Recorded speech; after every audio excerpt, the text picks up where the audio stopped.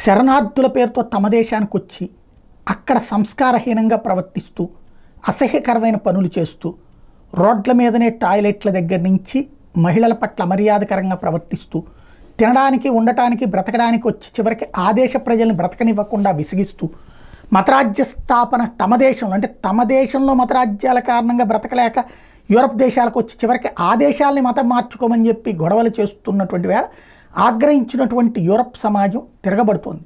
ప్రతి దేశంలో కూడా యువతరం తిరగబడుతున్నారు. విద్యా ఉద్యోగోపాధి అవకాశాలకు ఇలా వచ్చినటువంటి శరణార్థుల వల్ల వాళ్ళకేం ప్రాబ్లం లేదు. కానీ ఈ తరం నాశనం అవుతుంది ఈ శరణార్థుల వలన, వీళ్ళు చేస్తున్నటువంటి పనుల వలన తమ దేశాలు నాశనం అవుతాయి అన్నటువంటి కారణంగా ఎదురు తిరుగుతుండటం వల్లనే ఏదైతే జాతీయవాద ప్రభుత్వాలు వివిధ దేశాల్లో అధికారంలోకి వస్తున్నాయి. ఇది నేర్చుకోవాల్సింది, తెలుసుకోవాల్సింది అదే. ప్రతి ప్రపంచంలో ఉన్నటువంటి వాళ్ళు మన వాళ్ళు కూడా శరణార్థులు అంటే బ్రతుకు తెరువు కోసం వచ్చినటువంటి వాళ్ళు. కానీ ఆ దేశపు బ్రతుకునే మార్చేద్దాం అనుకుంటే తిరగబడుతున్నటువంటి యువతకి సజీవ సాక్ష్యం తాజాగా ఆస్ట్రియాలో కూడా వామపక్ష భావజాల ప్రభుత్వాన్ని పక్కన పెట్టి జాతీయవాద ప్రభుత్వాన్ని ముందుకు తీసుకెళ్లే ప్రయత్నం చేస్తుండటం.